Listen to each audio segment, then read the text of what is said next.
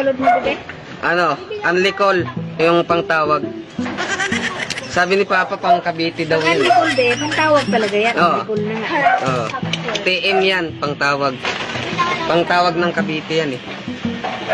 Ayaw mo bang pangtawag sa probinsya? Hindi, sa Cavite lang, sa ano. Sa Cavite lang talaga gusto mo? Doon sa ano eh, Paliparan. Paliparan to. Baka lumipad din yung load mo. Unlicol ano yan?